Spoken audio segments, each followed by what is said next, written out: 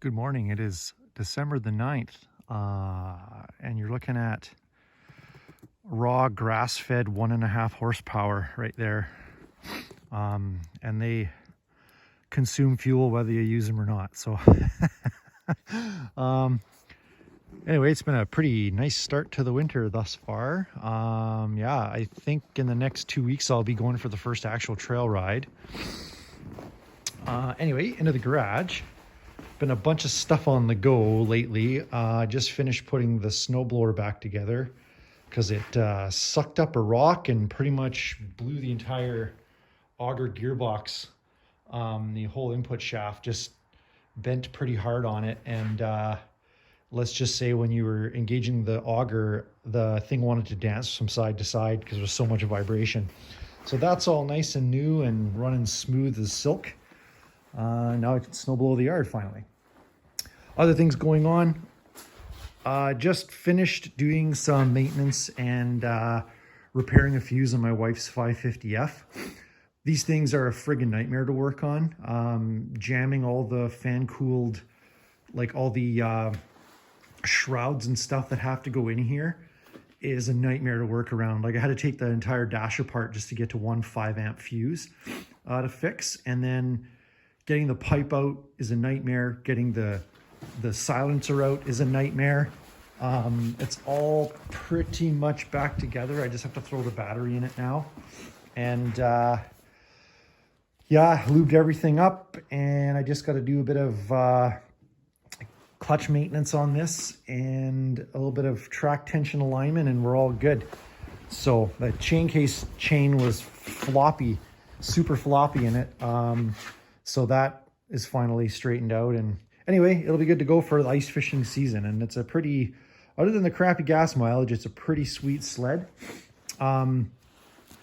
Great for my wife for ice fishing. It'd be nice if it had a little more power, but for what she needs it for, it's served her quite well and has been pretty dependable. Doing a couple of little modifications so that she can carry the auger and fit all of her fishing gear in the box as well, so that she doesn't have to haul the sleigh for, you know, just like mild day trips and stuff. So that'll be nice. Next, on to the XM. And from this point on, I will refer to this sled as an XM. We're dumping the Summit name because this is not a Summit.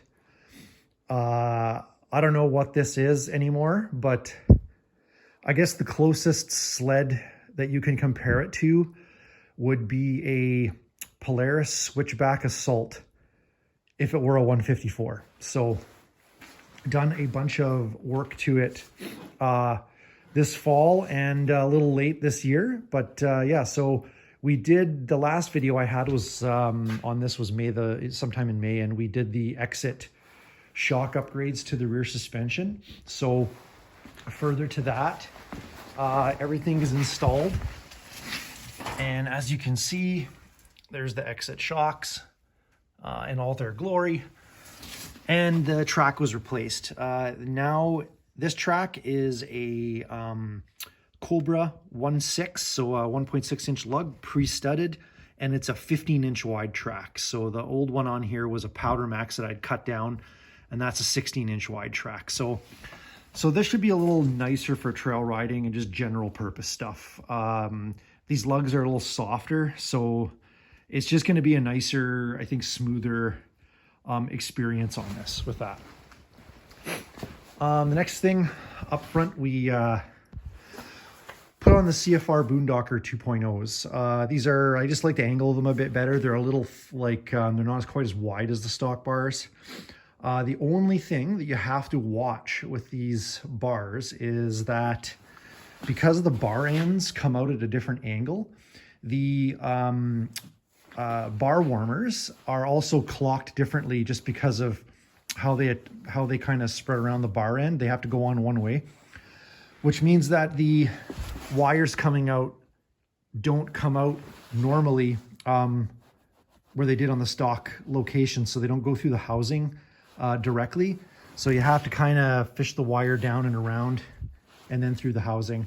Both sides are like that. This one I couldn't even put through the housing. I just had to snake it around the throttle block, which is like totally fine. I don't really care, but it's just one thing to be aware of when you're doing it. What I would do is just make sure that the wire is double wrapped, maybe just for protection, but and then put a little bit of electrical tape underneath the grip before you put it on, so that any wires pressed against there are not pressed against the metal, they're pressed against an insulator of some sort. So yeah, and then that's pretty much it. I'm looking forward to trying that out and just doing some final adjustments there.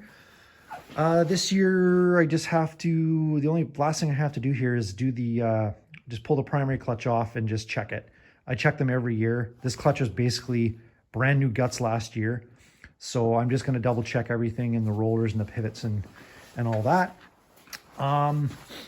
The big news, I guess, is the front end upgrade. So the very significant upgrades on this front end.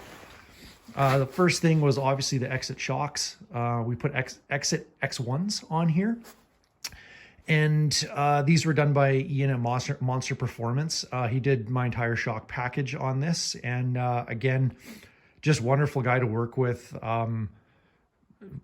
Huge attention to detail, very like prompt with the return phone calls or emails, and really seems to want to dial these things in like perfect the first time for you. So can't say enough good about my experience with, you know, buying these and going through that process. So I highly recommend them.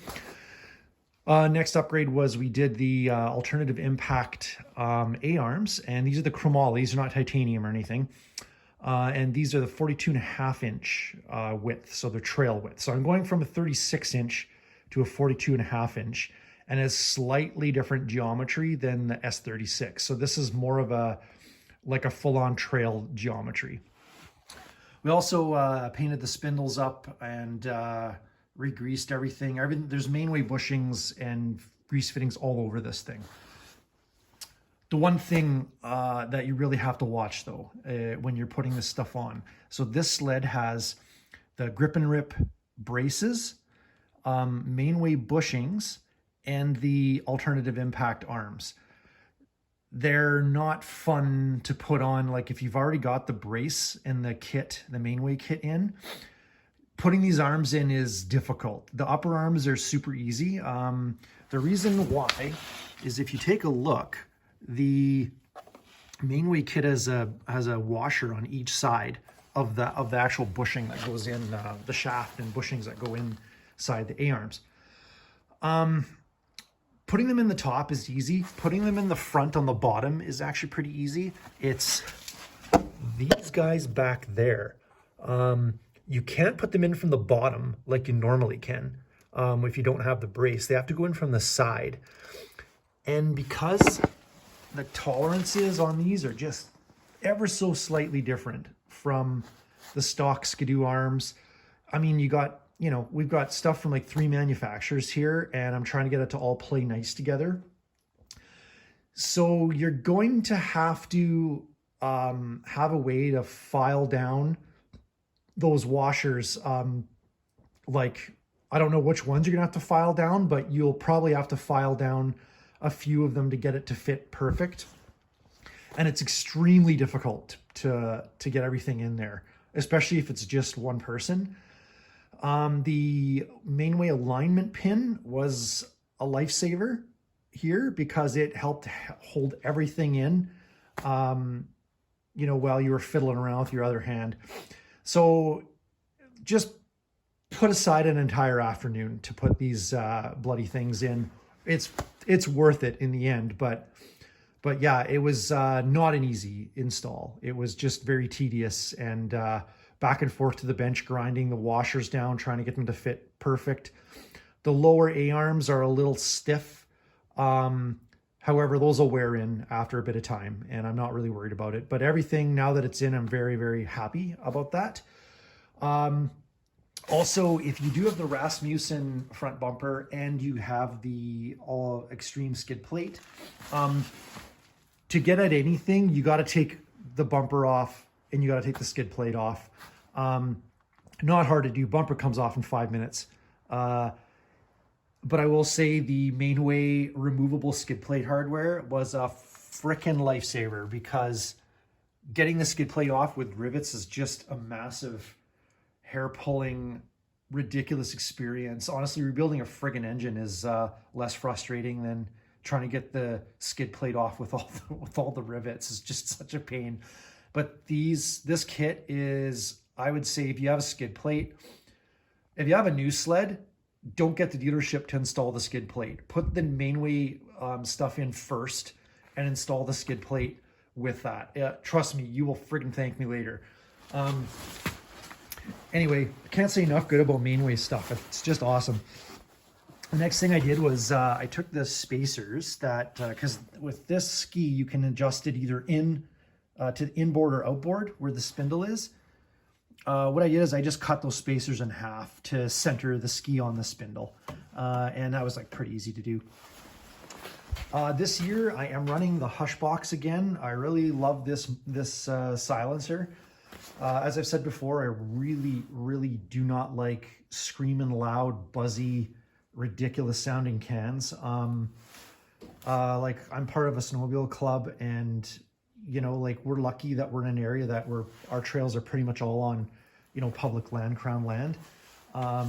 And we don't really have a noise issue. People are pretty respectful, but there's the odd duck that is noisy and doesn't, you know, control their thumb. This muffler is, now that it's broken in, it's a slight bit louder than stock under load when you're like pinning it under acceleration. Under cruising and idle, it's a little bit of a deeper tone, but the decibels are basically the same as stock. And that's really about it. I really like it, and good reviews from me, and I like quiet sleds. So this is a great product. And if you're allowed to run an aftermarket can and you have just a decibel requirement, I would recommend looking into this muffler if you want something lighter. The main thing is just it's lighter. And the biggest benefit is it just frees up a lot of space, because getting the stock silencer in and out of there is like slices up your hands big time, and is a real pain to do when you're trying to, you know, adjust your chain case and do things like that. I just really don't like it. And the heat gets shed a bit nicer off of this silencer versus the stock one. So anyway, there's multiple reasons why I run that. The next thing we're continuing with is the Earth X lithium iron phosphate battery. And I really have to warn people, I'm running this battery because I'm treating it like a shot start. So I start this thing with the recoil in the mornings, and then once it's warmed up, I can start it with the electric starter through the rest of the day. This battery is garbage as a starting battery. It will not work anything under minus 15 Celsius. It's pretty much useless. It will not turn that motor over when it's cold.